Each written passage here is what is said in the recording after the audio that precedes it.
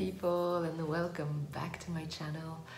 So last week we went to the Parco Sette Fratelli. It's very close to our place. Actually, it's about 30 minutes on by car, and we went with a couple and their baby. It was adorable actually to go around with them. Yeah, it was very nice. It's a very big park, so we didn't have the time to do the full round. However, it was really nice to have this feeling to be in the forest, because it's amazing to be close to the sea and to have this wonderful nature. But what I love sometimes, because I was born obviously in Switzerland, is to have like the woods, you know, the trees, this presence of like rooting trees all around. So that was beautiful.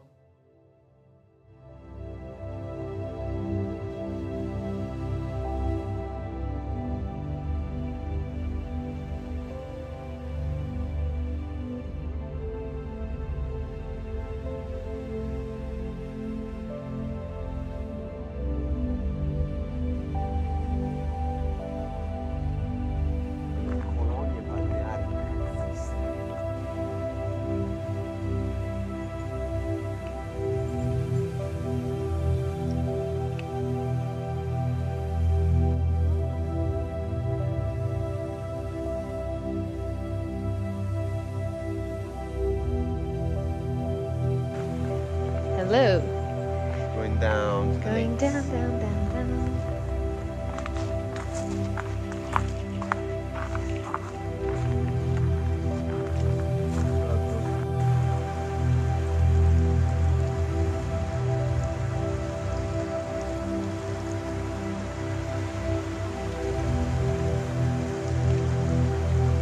And we also went on the 1st of March because it's our 8th-year anniversary with Chris.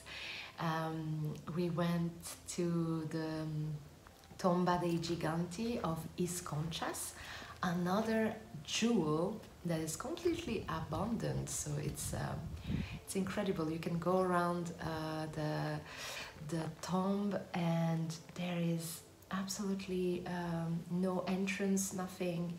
You can just go around even in the night, I guess, because there's no entrance. And yeah, we just went there to have a moment of connection and just to feel together.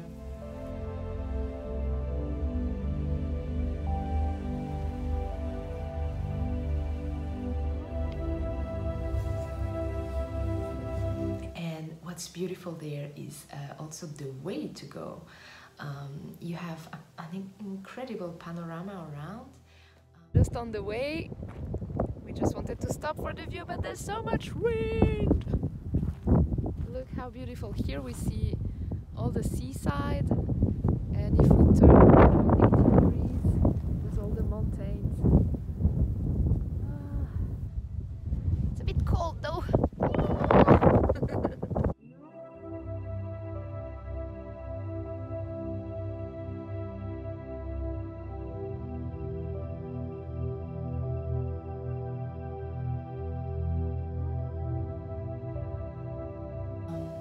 And just before starting to go up in the hills, we found this beautiful almond tree.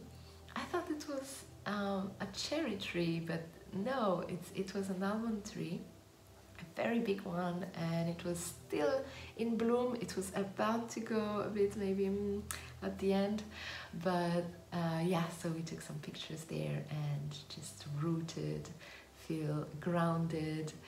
And yeah, it was a very nice day. We went to eat Indian food after that, and God knows how I love Indian food. So that was a beautiful day. Yeah, we also went for a night in the city center with our friends. That was really nice.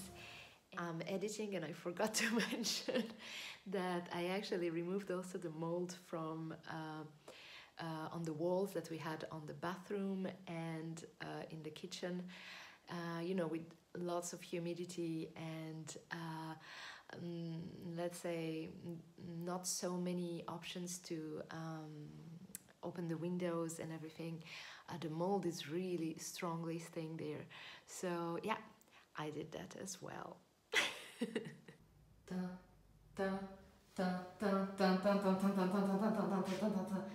Ew!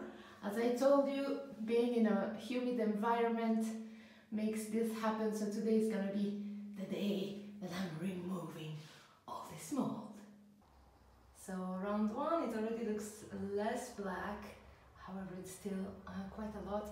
My ladder is not long enough to reach that. It's really high in here. So yeah, I'll just start with this and we'll see later. And done. So there are still some marks, but it's already better, guys. It's just that it smells very, very strongly.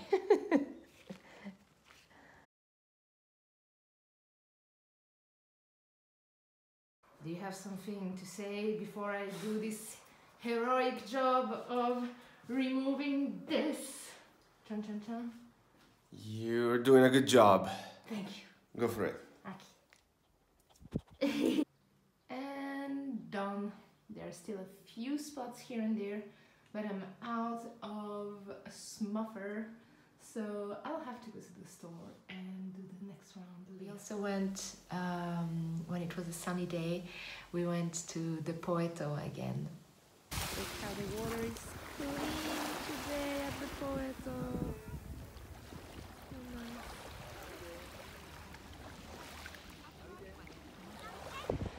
So we're again at Poeto, and where there is the Sella del Diavolo. Last time we didn't explain to you what it was, and Chris will actually explain the story behind. Sella del Diavolo e Golfo degli Angeli. This is how this part of the rock is called, and the Gulf of the Angels, so all this, and the saddle. this area, you mean, like all this, this? Yeah, that's the Gulf. Yeah, okay. And Gulf of the Angels and the Saddle of the Devil. Sette o Diavolo.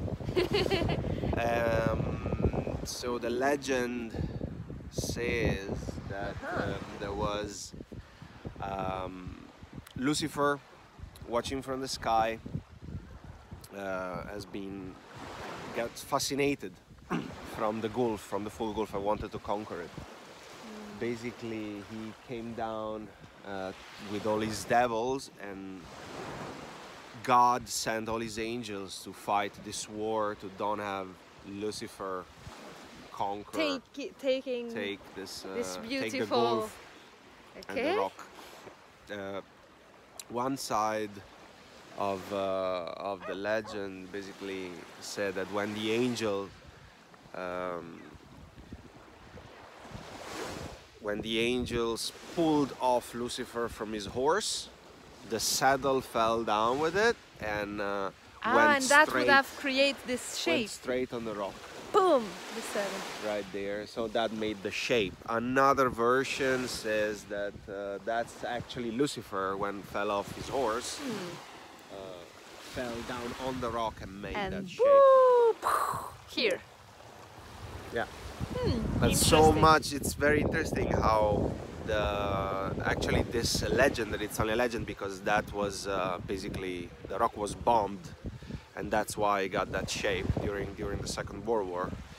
I prefer not to know that. I prefer the other version. It's this more romantic. Take the name, the rock take the name Sella del Diavolo, the Devil's Saddle, and the Gulf, Golfo degli Angeli, Angels Gulf. So basically the legend gave the name to one of them. Nice, thank you.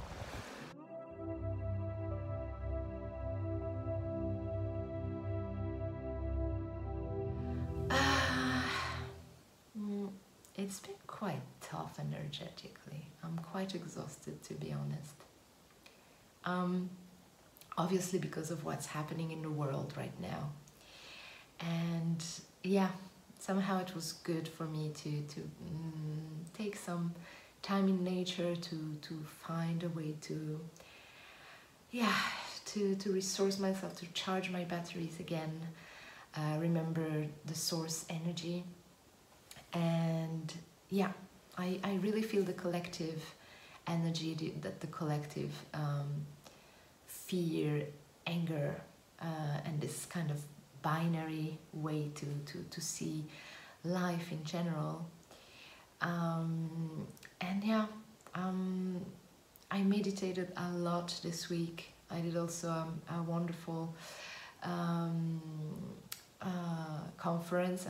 No, I mean, I assisted, so I just went to see an online conference of Isa Padovani. It's in French, about how to raise the higher consciousness, and that was wonderful and powerful as well.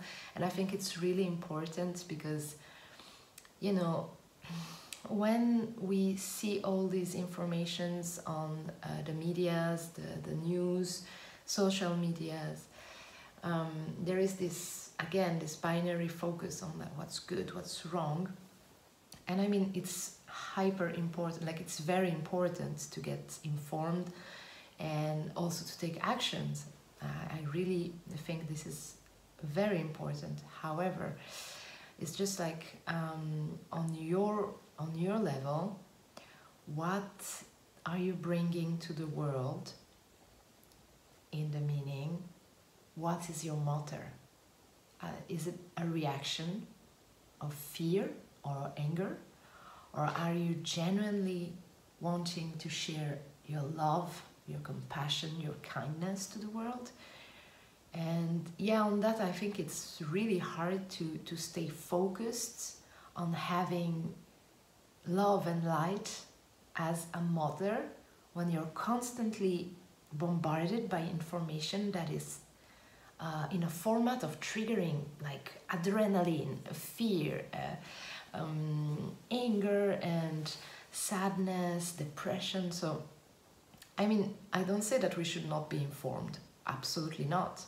It's very, I mean, it's primordial to know what's going on in order to take action and to I mean, yeah, to spread your message if it's a positive message as well. Again, positive, negative is binary. That's not something that I wanted to say. I mean, like, if you really want to have a high vibration message to give to the world. So yeah, meditating a lot, to charge yourself first with this love and light, to then be a channel of this energy to spread to the world, and have that in mind as your fuel to take actions, to react, to go to help, to I don't know. I saw that some friends in Berlin are actually taking action at the train station to host and help Ukrainian people arriving there. So again, if you decide to do that, and you have, I don't know, adrenaline and anger against the aggressor, maybe you may spread this energy. So maybe if you keep really your values of, yeah, this high vibration inside of yourself, maybe it's even more powerful how much things you can do. Yeah. So that was the part of the energetic part of the world for me right now and how I feel. And that's why I meditate a lot lately. Very much. And that's why I didn't really have the time to knit a lot this week. Knitting. So I'm gonna continue to knit this one.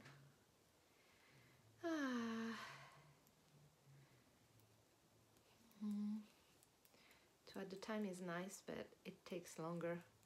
So it needs a lot of more patience, according to me.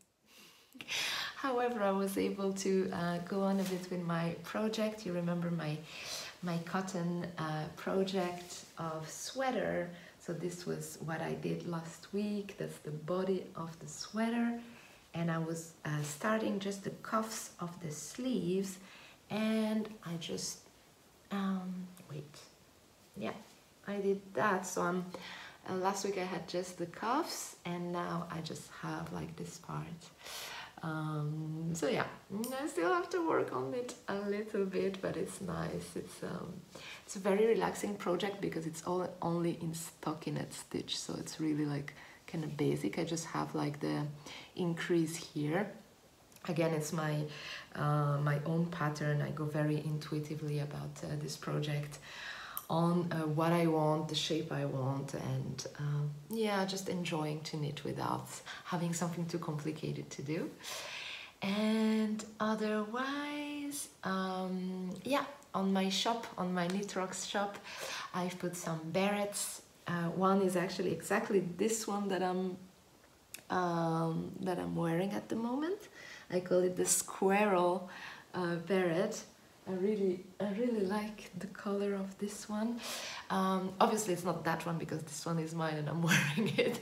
I did another one for the shop, and there's a few other colors, so if you want to check it out, you can check the link below in the description box. So there you go for this week, my friends, and I hope to see you soon, and thanks for watching. Mwah.